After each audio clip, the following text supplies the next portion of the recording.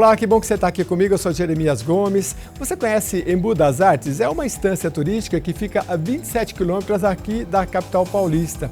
E o que muita gente não sabe é que essas belas cidades, que a gente visita, tem também uma periferia com muitas demandas, como quase todas as cidades, A gente aqui na Leste vai atrás de saber quem é que está trabalhando com jovens, com idosos, enfim, quem está em vulnerabilidade social, para você entender com profundidade como que a gente pode construir cidades e comunidades mais completas, onde o máximo de pessoas sejam incluídas nas suas diversidades e também nas suas riquezas.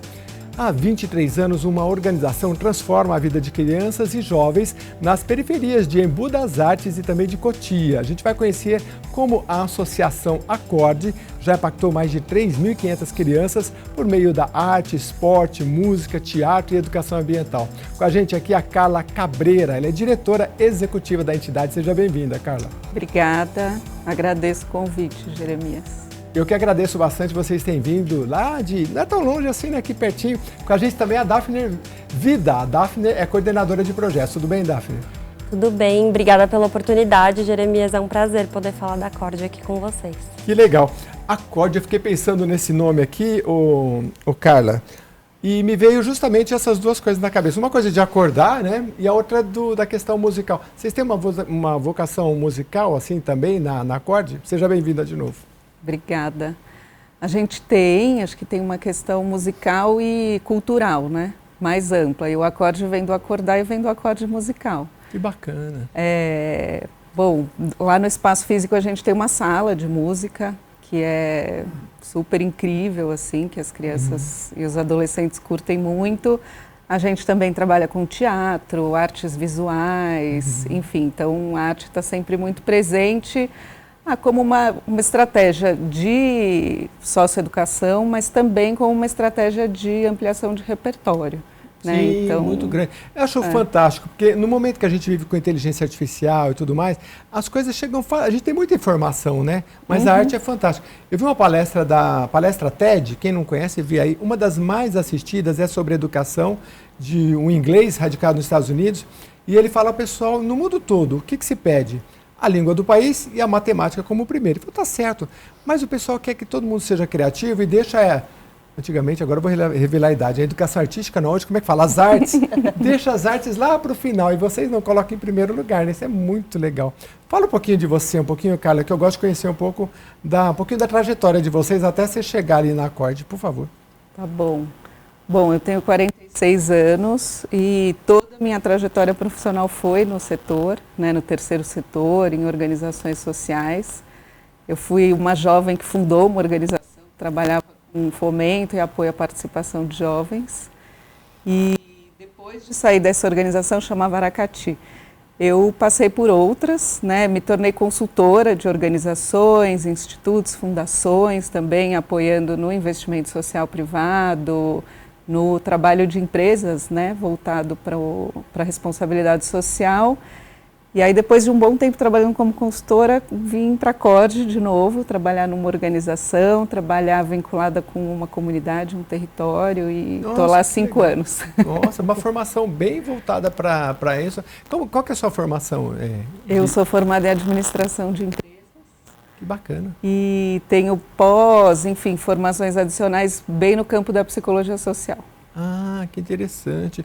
O que a gente entrevista tantas entidades aqui, eu vejo o que você vê de demanda? Porque você está na Acorde hoje, mas você, pelo que eu entendi, você trabalha num universo muito grande, já foi, não é formadora, como que é a palavra? Consultora. Consultora, O que você vê nessas entidades assim que falta? Porque elas são tão vitais para um país, Porque nas periferias são essas ONGs que chegam, Eu vejo muito, por exemplo, a questão de falta de habilidade, de pessoas que saibam, por exemplo, angariar recursos, Esse é um ponto forte também. O que você vê de demanda, por onde você passou assim, que precisa melhorar? Olha, acho que são várias, as necessidades. Isso que você trouxe em relação à gestão, ou seja, profissionalizar a gestão de uma organização é um grande desafio.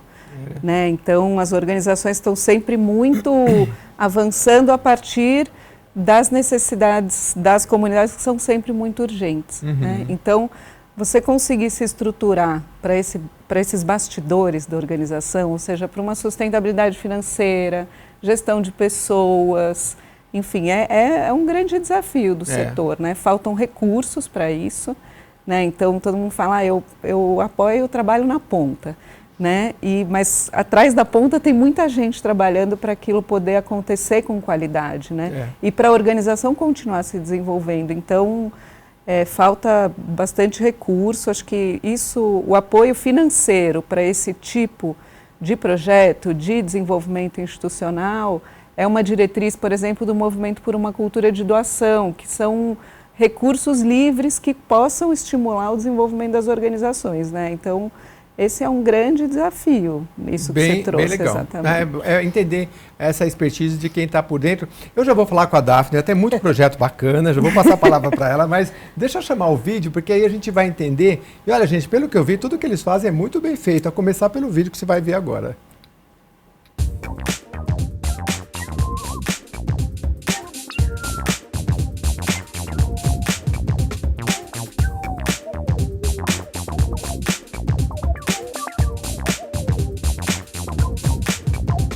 Brincar é passar o tempo, desestressar um pouco.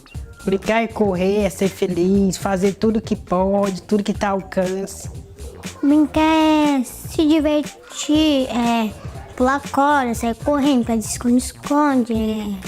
Quando eu pulo muito alto, eu me sinto que eu tô pulando de paraquedas em um avião de 100 quilômetros de altura.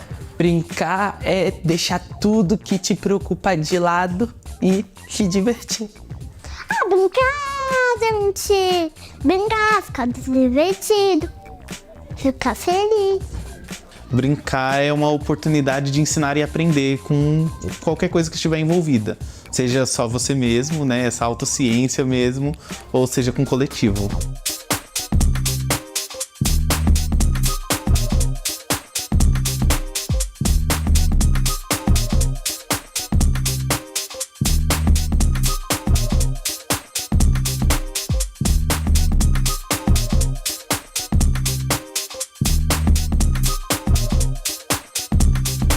Eu acho que sonhar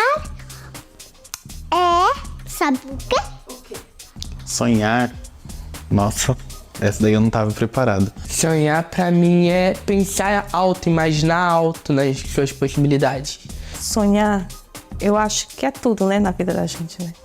Eu acho que é poder ser livre para escolher várias possibilidades, né? Quando você acredita em possibilidades melhores. Acho que sonhava em isso, de acreditar no melhor. É quando quando você tá triste, uma pessoa fala alguma coisa boa pra você.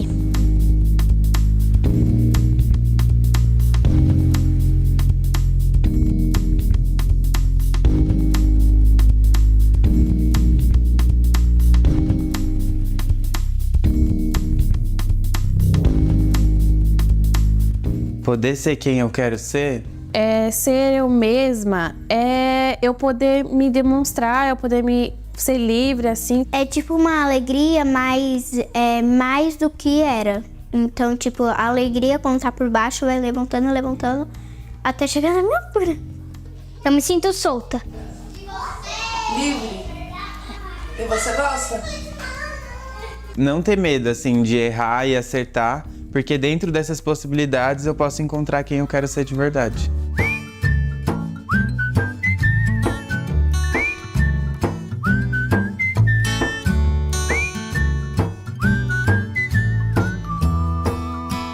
Você gosta de ser criança? Por quê? Porque a gente não paga a conta. Dá pra ir?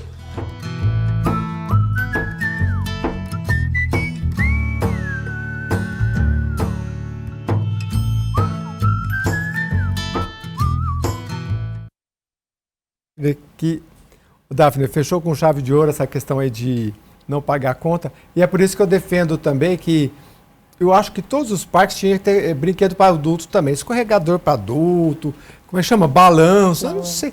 Se vários lugares tem uma placa assim, né? Proibido para acima de 10 anos. Eu acho um assunto, né? O que você acha? Você como educadora, a gente também como adultos merece brincar, não merece? A gente esquece um pouco. Acho que a gente perde ao longo da nossa trajetória e quando as responsabilidades e demandas, né, mais burocráticas vão chegando, a gente vai esquecendo desse lado que é a diversão, que é o lúdico, que é a imaginação, a criatividade e que as crianças, lógico que com as ofertas devidas, têm isso em sua plenitude, né? Então... E você trabalha com isso e tem a CORD tem projetos específicos para cada idade, né? É você que coordena isso, se ajuda a fazer isso? Como é que funciona na prática? Eu estou na coordenação desses programas e projetos, né? Que tem essa estratégia metodológica por fase de desenvolvimento. Então, a CORD, ela acredita e aposta muito em um ciclo contínuo de desenvolvimento, dos 6 aos 17 anos e 11 meses, né? Que é o período que as crianças, adolescentes e jovens ficam na organização. E aí a gente desenha estratégias e ferramentas educacionais ao longo dessa trajetória deles lá, adequadas para a sua fase de desenvolvimento, sua faixa etária mesmo. Então a gente atua com 4 programas socioeducativos, que a gente chama, um para crianças de 6 a 8 anos, que são os nossos menorzinhos, né? A gente sabe que a primeira infância está anterior a isso, mas são os nossos menores na organização. Eles têm um educador referência que acompanha eles diariamente, que traz um contorno na rotina, que de fato atua no cerne da palavra referência, a pessoa que eles vão buscar, tanto para acolhimento, para escuta, quanto é a pessoa que vai desenvolver as atividades. E eles também participam de oficinas do Brincar, que são as oficinas de música, educação ambiental, capoeira e jogos cooperativos e africanos. E como é que é a relação com a família dessas crianças? Olha, a relação com as famílias, ela é muito diversa, né? Porque, de fato, é um público plural. Quando a gente fala de um público em vulnerabilidade social, tem a vulnerabilidade socioeconômica, mas tem outras vulnerabilidades que acompanham essa família, que tem mães solos com seus desafios aí de dar conta da sustentabilidade da família e acompanhar o desenvolvimento da criança.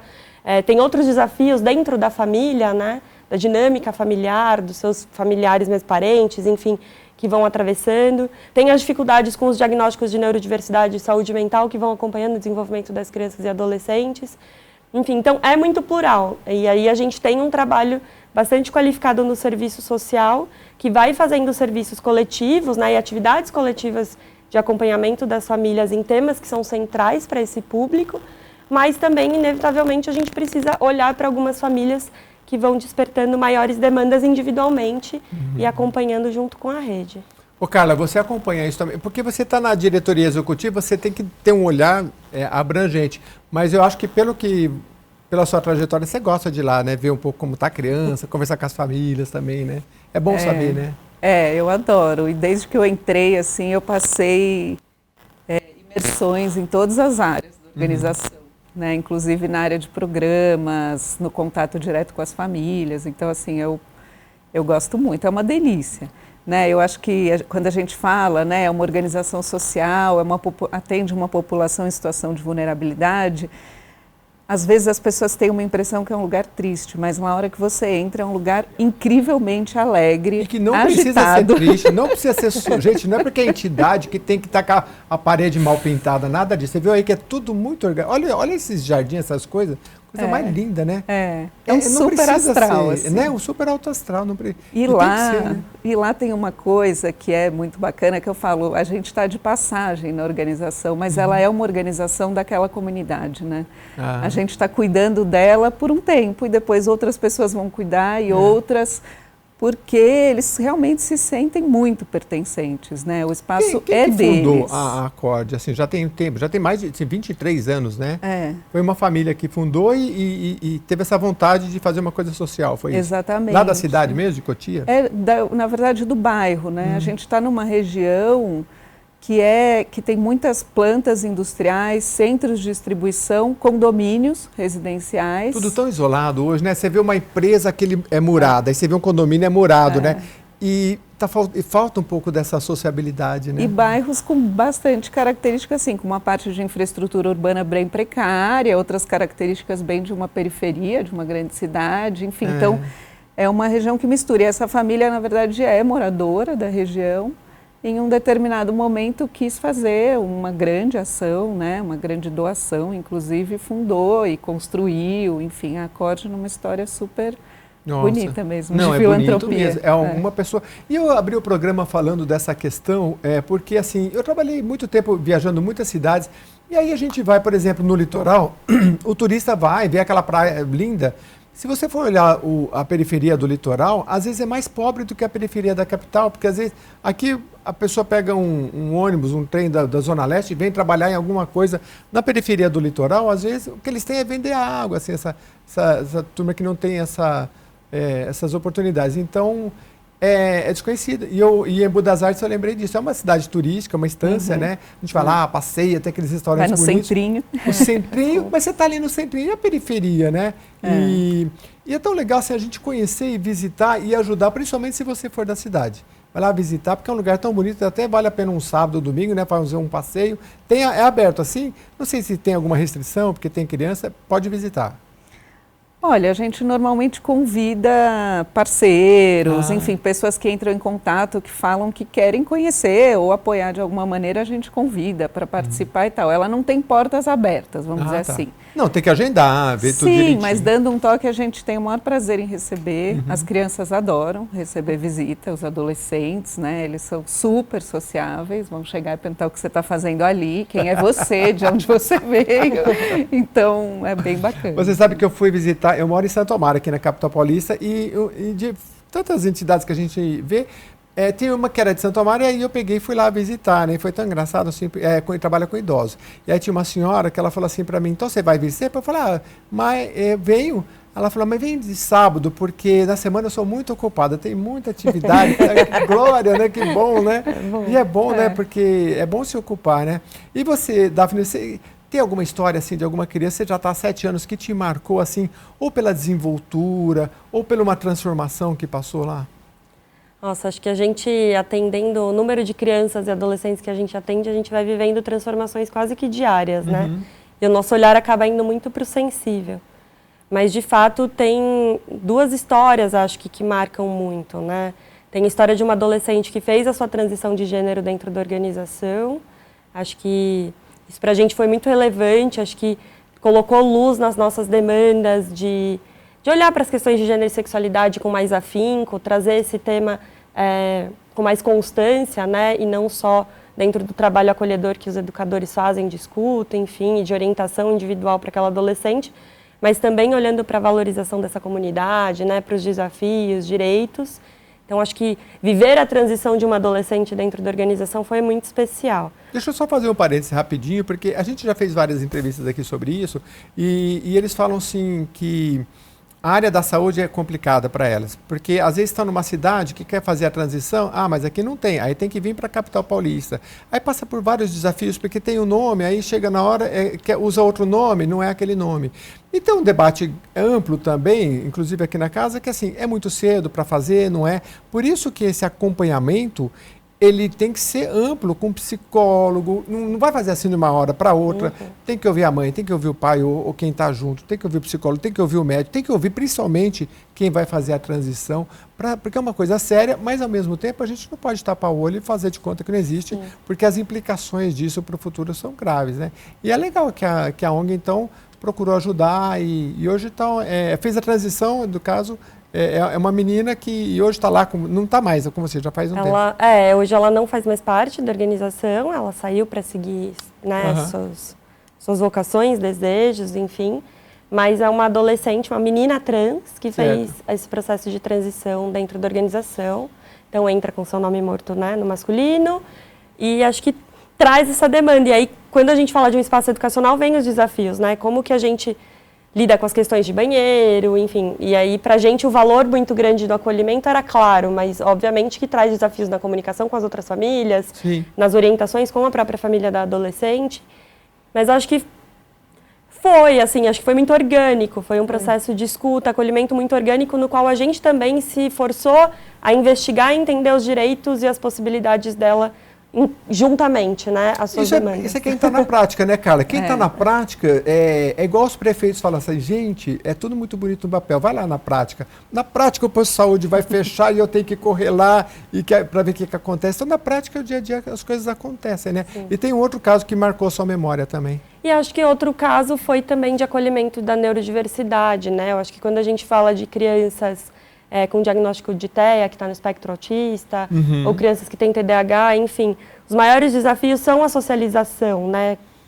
Óbvio que tem outras coisas que estão dentro da rede de saúde, demandas específicas de acompanhamento, mas quando a gente fala de socialização, é o que a gente vê por aí, que é o tal do bullying, a exclusão, a violência escolar, enfim.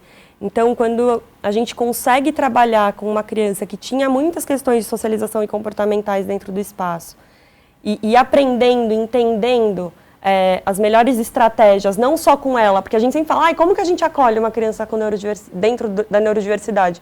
A verdade é que o maior desafio está no coletivo, está nas outras crianças, nos outros adolescentes compreenderem aqueles comportamentos, né? Você acha que isso tem que focar um pouco o quê? Capacitação de professores? A capacitação de professores é um lugar essencial para a gente conseguir dar conta na educação do que surge de demandas, né? E a gente não pode ignorar que a questão da neurodiversidade não é só sobre aprendizagem e desenvolvimento cognitivo.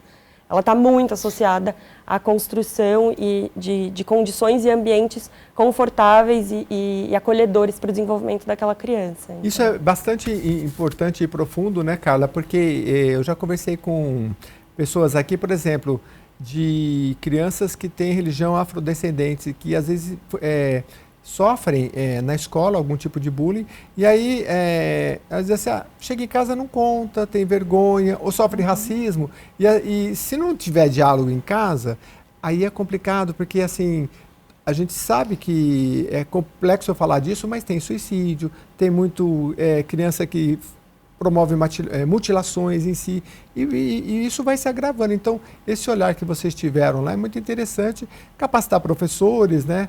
Porque para que esse convívio não é só a questão da reprimenda, mas do diálogo também, né? Acho que tem uma coisa que é bem importante, você estava falando da prática, né? Que eu acho que a prática nos surpreende, assim, né? Então tem muitas questões e situações que nos surpreendem e a gente, na verdade, quando a gente é fiel, né, ao trabalho com aquela criança e com aquele adolescente, né? Ou seja, o que ele está precisando, o que ele está pedindo, o que é necessário ser feito, a gente acaba encontrando as respostas, entendeu? E formando a equipe para dar conta daquela situação, porque a gente não é escola, né? A gente desenvolve programas socioeducativos e um dos principais eixos é esse acolhimento e esse espaço seguro para o desenvolvimento deles.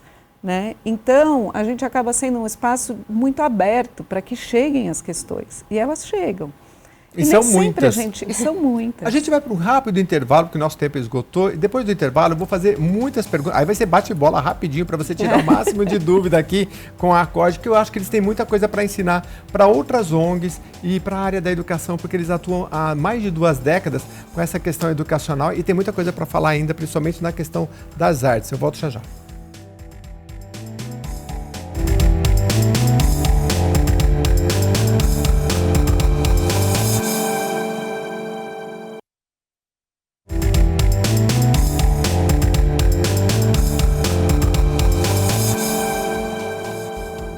Estamos de volta aqui no Alesp Cidadania, conversando com os representantes da Acorde, que estão lá em Embu das Artes. Com a gente aqui, a Carla Cabreira, que é diretora executiva, está aqui com a gente, e também a Daphne. A Daphne Vida é coordenadora de projetos. Eu vou voltar aqui com a Daphne. Daphne, a gente prometeu no primeiro bloco aqui, a gente foi mais devagar, contou a história, mas vamos num bate-bola rápido aqui, porque tem muito projeto bacana. Aí você responde rapidinho e a gente vai passando. Programa Brincarte, esse é de 7 a 8 anos, é isso? Isso, a gente teve uma ampliação esse ano, então a gente está com crianças de 6 a 8 anos nesse programa. E aí eu comentei um pouquinho anteriormente, que tem um educador referência que acompanha eles, trabalha bem no eixo quem sou eu, né, me reconhecendo no mundo, trabalha obviamente a coletividade, a grupalização com os colegas, mas é bem focado em eles reconhecerem os sentimentos, as emoções. Maravilhoso, né? Os pais falam, geralmente eu ouço isso, meu filho é outro, depois que voltou, porque eles socializam, né? A gente tem muito retorno das famílias nesse sentido, do quanto eles se desenvolveram, estão mais falantes, se expressam mais criativos em casa, mais propositivos. E você observa, assim, porque nesse grupo, eu lembro do meu parque infantil, meu apelido era Pi, então eu ficava parque infantil, por quê? Minha mãe bordou Pi, aí a gente percebe assim, já tem uma liderança entre as crianças, não tem? E vocês têm esse olhar, assim? Sim, eles vão manifestando as suas habilidades, suas características, né? Então, tem o mais tímido, mas que, enfim, é super criativo manualmente ou artisticamente ali no seu introspectivo. Tem aquele que assume a liderança, forma o grupo, puxa mesmo para as atividades. Você dá esse feedback para os pais, assim? Os educadores que estão bem no dia a dia constroem seus relatórios, essa observação, e a gente consegue dar esse retorno. Principalmente nesses pequenos, né? Que o educador é todos os dias com eles. A gente consegue ter um olhar bem sensível. É legal isso, né? Porque assim, às vezes a criança vocês têm muita questão musical lá, aí a criança está todo dia lá tocando um violão assim, e o pai não percebe, dá um violão para esse menino, né? Então, vocês percebem isso, talvez os pais não percebem, vocês veem isso, né? A gente está todos os dias com eles, né? Então, muitas coisas surgem nesse espaço, inevitavelmente. Que legal. Aí tem outro aqui, vamos ver, o programa Cativarte, de 9 a 12 anos, habilidades socioemocionais. Isso, quando eles completam 9 anos e saem do Brincarte, que é o programa anterior, eles passam a não ter mais um educador referência que acompanha eles todos os dias, mas eles têm um cronograma pré-estabelecido de oficinas que eles vão seguir naquela rotina. Então, diariamente eles fazem 2 oficinas, além das refeições e dos tempos livres de brincar, e vão seguindo esse cronograma. Então, eles experimentam culinária, educação ambiental, esporte, né? Taekwondo, capoeira, jogos cooperativos e africanos, artes visuais, música, teatro, enfim, eles... Eu tô cansado, cara, só de ouvir, teatro, eles música... Eles passam por muitas atividades e a ideia é que eles experimentem e vão desenvolvendo suas habilidades nesse cronograma extenso. Aí muito legal. Eu conheço uma família que um menino tem... eu já nem sei mais que é TDAH. Eu sei que ele não parava, ele subia, ele subia na árvore, subia no telhado e voltava. Aí eu falei, você precisa dar atividade. Ela falou, o quê? Esse menino ele vai para a escola, ele faz inglês, ele faz judô, ele faz não sei o quê, mas ele é assim, né? O tempo todo, né? Então não é fácil. Eles têm energia. Tem energia, tem que gastar o máximo. Aí depois vem lá, vamos seguir aqui, porque vai acho que até 18 anos. Isso. Programa em ação, adolescente, 3 a 15 anos, projeto e protagonismo. Isso deve ser bem legal também. E aí, enfim, a gente acredita nesse ciclo contínuo, então a gente vai fazendo passo a passo. Então, do Cativarte, que é o programa anterior, que eles experimentaram um montão de coisa, a ideia é que quando eles completam 13 anos, eles escolham aquelas atividades com as quais eles mais se identificaram. Então, 13 anos eu já sei se eu sou mais das artes, se eu sou mais dos esportes, e aí eu desenho o meu cronograma, diante disso que eu tenho mais afinidade, e aí as oficinas já são elaboradas mais com o protagonismo deles e com atividades que têm mais continuidade e a entrega de um produto. Por isso que a gente fala de projetos. Então, a ideia é que ao longo do ano eles vão construindo algo a qual eles vão apresentar ou, enfim, elaborar no final do ciclo. E participam de 2 outras oficinas obrigatórias, que é gênero e sexualidade, e também de projeto. E aí são 2 habilidades, uma bem na perspectiva individual da cidadania, né, de se reconhecer o corpo em uma fase que é essencial olhar para isso. E os projetos começando a construir uma mentalidade mesmo, né, e uma capacidade de construir coisas pensando no seu objetivo, a sua execução e elaboração do produto final. Se eu passar para a Carla rapidinho, que ela estava falando, eu estava lembrando um pouco, Carla, você no primeiro bloco falou que tem 40 e tantos anos e já participou de vários projetos. O que você vê nessa geração? Toda hora a gente vê uma coisa assim, geração Z é não sei o quê, né? Eu não acredito muito nessas coisas não, porque assim, a gente trabalha aqui com vários aqui, para mim é tudo igual, não vejo muita diferença. Ou tem diferença assim na perspectiva deles de trabalho? Acho que tem algumas diferenças. Eu acho que a presença do mundo digital como um mundo ao qual eles frequentam é diferente dos outros, acho né? que isso traz outras questões, né? Eu acho que traz várias potências, mas traz muitas questões, né? Então, acho que esse acesso, eu acho que isso é bem relevante. Eu acho que os sonhos são mais desafiadores. É um tempo que está difícil de sonhar, né? Então, quando você fala, o que você quer, para onde você quer ir, né? O que você tem vontade de fazer a partir da tua identidade, do teu território, do olhar que você construiu aqui para o mundo, né? ainda é difícil sonhar. Eu sinto que é uma geração que... E agora com mais escolha, fica mais difícil sonhar, né? Porque antigamente, você tem 3 caminhos, então sonha por um, né? Agora você tem um universo, né, de coisas. Mas ao mesmo tempo, né, quando a gente está falando de populações periféricas, né, o acesso é mais restrito. É verdade. Né? A gente está na periferia de São Paulo, né? Na periferia de uma cidade periférica de São Paulo. Que às vezes é uma cidade dormitório também, né? Muita gente trabalha também. Aqui e tem. Também. E é como você disse, é um local que, assim, tem muitos galpões, tem os condomínios que são fechados e tem essas populações que hoje ficaram ali, mas entre esses muros, né? E com pouco acesso e tal. E, sei lá, você vai numa cidade como Embu, o centro, por ser ao mesmo tempo que é bom ser turística, às vezes encarece mais, então às vezes pode não ser um espaço para essa criança que vai ali num restaurante que é feito para turista, né? Então tem essas abordagens que... A gente abriu o programa falando desses contrastes, né? Da gente entender essas periferias em qualquer lugar que a gente vá. Né? E é isso, quando você está falando uma periferia de São Paulo, por exemplo, você está num Capão, num Campo Limpo, enfim, o acesso ao centro, às oportunidades educacionais e tudo mais é muito diferente do que a realidade onde a gente está, né? Porque você já está no intermunicipal. Se ele quiser vir, por exemplo, cursar uma faculdade em São Paulo ou aplicar para um programa de aprendiz, né, numa empresa em São Paulo, é desafiador. Né, você se movimentar, essa mobilidade a partir do território onde você está. Assim, você está dizendo que em grandes metrópoles, por mais que essas regiões periféricas tenham dificuldade, elas têm acesso a algumas coisas que cidades do interior também ficam um pouco isoladas, né, para essa periferia. Bastante. Então, o que eu sinto assim, a gente abre muitas janelas, né? Quando a gente fala de ampliar repertório, desejos, né? Eu acho que habilidades, enfim, a gente abre muitas janelas, mas eu acho que essa continuidade demanda, assim, uma força de vontade muito grande. Então, essa coisa da capacidade de sonhar, eu acho que é uma geração mais assim, mas é longe, mas e se não der certo? E se eu aposto vários anos? E se, sabe, eu acho que tem uma racionalidade também maior. Essa questão de mentalidade, você começa a trabalhar nesses projetos, como você falou, a partir dos 13, 15 anos, porque vocês vão até 18, né?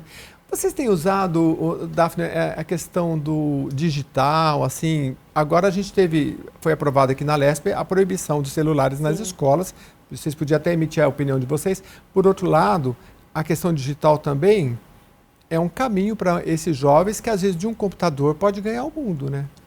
Eu acho que é um fato que a gente não consegue fugir do digital, né, como ferramenta de formação da juventude hoje.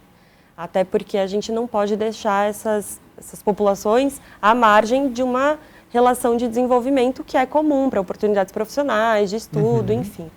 Acho que eu sinto uma diferença, a Carla trazendo as diferenças de território, muito significativa quando a gente fala dos tempos de tela e do digital para as populações em vulnerabilidade. Eles são super rápidos e ágeis nos celulares. De fato, o celular é uma questão para a gente também. Inclusive, a gente também voltou atrás com a questão do uso do celular nos espaços livres, tentando fazer com que eles desfrutem mais, né, de um espaço físico que é tão bonito. É tão lindo, né?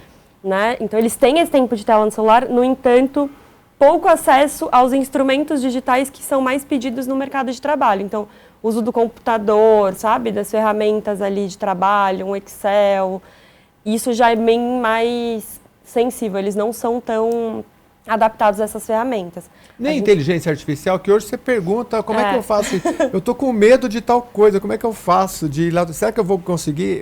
Elas respondem também. Ela vem num lugar de quase que um apoio para uma dificuldade escolar, sabe? Então, tá difícil na escola, não necessariamente eu estou aprendendo a usar essa ferramenta da melhor forma, mas aí ela me faz dar conta das minhas demandas escolares com mais facilidade. Então, sim, ela é um facilitador, ela acelera processos, a gente vê isso no tempo de concentração das crianças e adolescentes de forma evidenciada, né? Enfim, geração TikTok, é muito rápido um vídeo. Imagina passar um longa-metragem para esses adolescentes. Tem que ser direcionado, né, Carla? Porque assim, o que eu li a respeito, quando teve esse debate aí, e foi aprovado pela maioria de professores e pais, tudo essa questão de não celular durante a hora do estudo. O que eu estou falando também inclusive, só um parênteses, eu me lembro de ter lido que assim, escolas particulares começaram antes das escolas públicas a retirar, porque não é bom. Agora, tem a questão da tecnologia que precisa ser direcionada, né? Você tem muito acesso chamada cauda longa, né? Você pode atingir o mundo inteiro e hoje nem precisa falar outra língua, porque a IA, ela traduz tudo para você. Então, de repente, você tem um projeto no digital que você se interessa, e eu acho que é mais dar diretrizes para essas crianças usar bem a questão digital, né? A gente ainda não conseguiu desenvolver um projeto específico, né? Porque a Daphner contou um pouco dos programas e a gente tem transversais, né? Passam todos eles as linguagens de cultura, de artes, de esportes, enfim.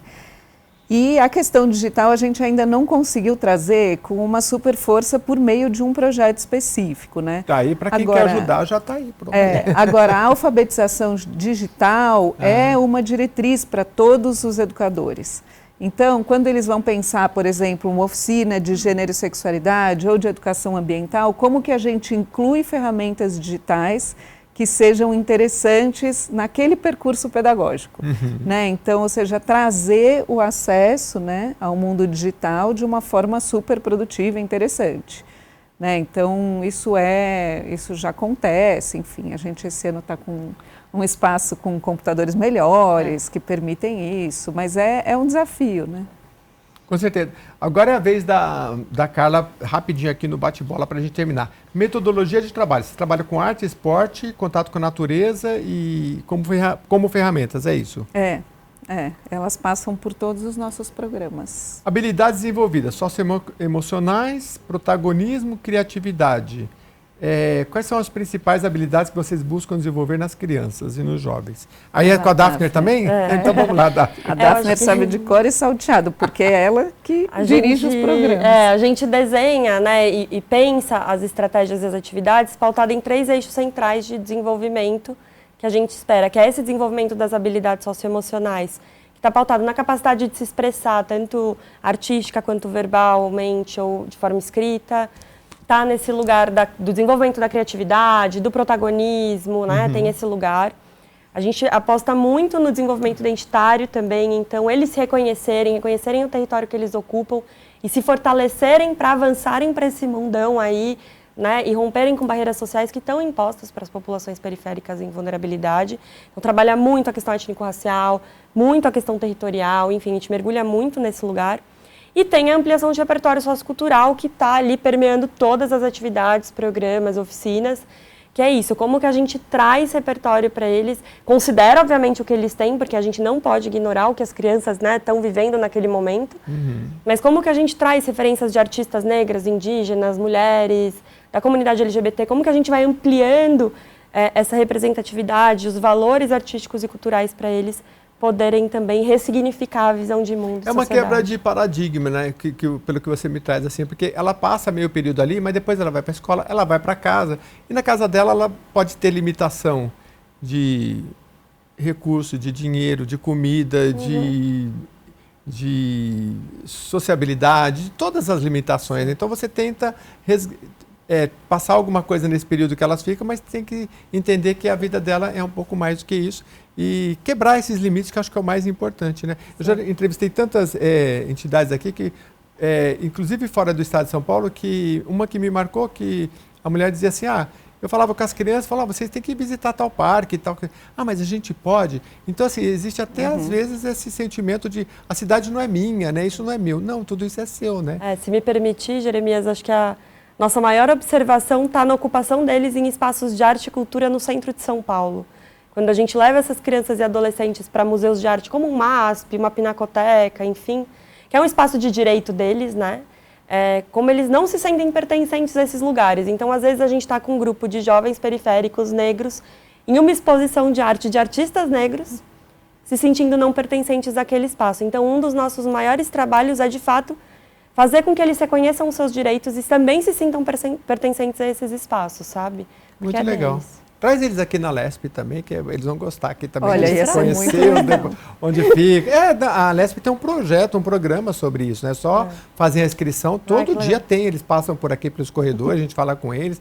E é muito importante conhecer os órgãos públicos, conhecer os museus, tudo isso é nosso, né? E na medida que você vai participando, você vai entendendo que tudo isso é seu, vai abrindo perspectivas, muito bacana. Bom, a gente está caminhando para o final, mas a gente conversou aqui com os colegas da Acorde, que é um nome que eu adorei, é muito bacana, né? Porque meio que acorda a gente mesmo, né? Mas é também voltado aos acordes da música, né? O que vocês têm lá? Tem violão, tem de tudo? Tem de tudo. Ultimamente, assim, a gente tem um educador que é muito especialista em percussão, então a percussão eu vi ali eles batendo ali. A percussão acabou tomando bastante o espaço musical, até porque a capoeira também puxa muito, né? E a capoeira cresceu muito nos últimos anos. Ah, que legal. Mas a gente tem violão, piano, tem muitos que gostam de tocar piano e tem muitos que, na verdade, aprendem instrumentos também em igrejas, né? Então eles acabam aproveitando o espaço da Acorde para treino, para tocar, enfim, pedem o violão emprestado, então tem uma... Gente, eu imagino, é um lugar muito bonito e muito interessante porque tem de tudo ali, além de muito verde, muita natureza, a gente está vendo as imagens ali, ó. Comenta rapidinho aí, isso é uma brincadeira, né? Ó, a biblioteca cheia. Vamos ver o próximo, programa Vagalume. Tem livro para Dedéu ali, né? Aquela imagem que você viu, acho que foi de uma gincana em que a gente trouxe as famílias, não foi? Na Semana das Crianças. Na Semana da Criança, a gente convidou as famílias para brincarem. Então teve um dia que elas almoçaram, enfim, foi muito divertido. Vamos fazer isso aí para adulto também, viu, Daphne? Onde a gente for, para a gente poder brincar também. Olha quanta criança divertida. Na Acorde ninguém foge da brincadeira, é o nosso lema. Aí, ó, muito esporte. Gente, assim, cuidar do corpo é automaticamente cuidar da mente, né? Não é indissociável, assim. Às vezes, eu vou fazer uma terapia. Primeiro, começa pelo exercício físico. Porque já de cara, o que você vai ter de benefício, depois faz a terapia também, mas faz exercício que é muito bom. Olha o pessoal cantando, apresentações, que tem a questão teatral, né? Olha como eles estão bem produzidos, né? Olha. Aí eles foram assistir uma peça. Eles foram assistir a peça. Assistir uma peça da educadora de teatro deles. Olha. Gente, é tudo, porque assim, você pode passar 10, 20 anos na escola, os momentos que te marcam é quando a professora fala, a gente vai passear e vai conhecer um lugar de novo, isso nunca mais sai da cabeça da gente, né? Olha que bacana. Você sabe, Jeremias, tem uma pesquisa que saiu em 2021 do Itaú Social, que aponta que as crianças que estão com as mais baixas rendas, né, a última faixa de renda, elas têm aproximadamente 9 anos de diferença se a gente considerasse uma escolarização normal, de 4 horas mais ou menos por dia, em relação às crianças com mais alta renda, em espaços educacionais fora da escola. Então, que são férias, atividades extracurriculares, cursos, tempo de aprendizagem com os pais. Então, a hora que você compara, é como se elas tivessem 9 anos a menos, quase 9 anos a menos. Nossa. Então a gente trabalha muito nesse gap de oportunidades mesmo, tentando criar condições para eles se desenvolverem. Ou seja, uma criança que está com 19 anos, a outra que estaria nas mesmas condições, é como se ela estivesse com 9 anos, em razão das oportunidades como que ela teve. Como se ela tivesse tido 9 anos a menos de estudos. De estudo. De oportunidades de educação complementar, né? Então, quando a gente fala desse acesso também aos esportes, à arte, à cultura, ao lazer, a espaços livres e naturais, tem esses 9 anos que também podem ser calculados em 7.000 horas. Então, é uma diferença muito significativa. Muito grande. E falando em tantas horas e tempo, nosso tempo acabou, mas eu queria rapidinho, Carla. Acabou, mas assim, fala como é que o pessoal pode ajudar? Ir lá, e eu entrei no site também, sabe o site de cor? Acorde.org.br. É só pôr lá, é um site muito bonito, tem tudo lá. Tem um WhatsApp que você fala com as pessoas. Tem tem a doação, geralmente é o quê? Pix, pode ser mensal? Tem doação, pode ser pontual, pode ser recorrente. A gente adora recorrência, porque esse recurso livre todo mês ajudar. É importante. Nota fiscal paulista, doação para o nosso bazar, tem muitas formas de participar. Imposto de renda, agora a gente está gravando isso em março, está na época de fazer imposto de renda. Se a gente quiser colocar lá, tem? Dá para direcionar? Tem, dá para direcionar. Mas não tem uma coisa de manda um e-mail, depois vocês têm que direcionar para aquela instituição, tem uma coisa assim? Tem alguns critérios, né? algumas condições específicas para você fazer isso. Então, por exemplo, você tem que fazer no modelo completo. Na hora que você faz a sua declaração no modelo completo, você encontra lá a destinação de parte do seu imposto, aí você tem que destinar para o fundo do Embu e aí vai. Mas se alguém entrar em contato com vocês, ela fala, olha, eu quero destinar meu imposto de renda para vocês, e orientam? Sim, pronto, está fechado. O nosso site consegue tanto acessar as formas de doação e apoio, quanto acessar os nossos contatos ali para chamar as pessoas. Que legal. Então, se você é de Cotia, principalmente se é de Cotia, ou de São Paulo, né? Porque é um trabalho que trabalha com a periferia praticamente de São Paulo, porque é aqui do lado, né? Tem lugar que a gente vai mais longe do que lá onde eles estão. Então é isso. Bom, queria agradecer bastante, Daphne, por ter vindo. Venha mais vezes, tá bom? Eu que agradeço a oportunidade de falar do nosso trabalho. É sempre muito gostoso, com muito orgulho, e também a possibilidade de ampliar aí, né, as nossas perspectivas de captação, enfim. Claro, vai ser ótimo. Obrigada pela oportunidade, pela acolhida, Jeremias. Obrigado também. Ô, Carla, obrigado também. Obrigada. Hoje o tempo foi curto, mas olha, espero que o pessoal entre lá no site. Também é só um aperitivo, né? Entra no site, conhece, vai lá conversar, né? É o mais importante. Obrigado. Quem se interessar, só chamar. Tá bom. E olha, eles têm uma expertise muito grande. Então, mesmo se você é um educador, está numa escola pública, conversa com eles, porque eles têm muita coisa bacana. A gente fica por aqui agradecendo muito a sua companhia. Até a próxima edição.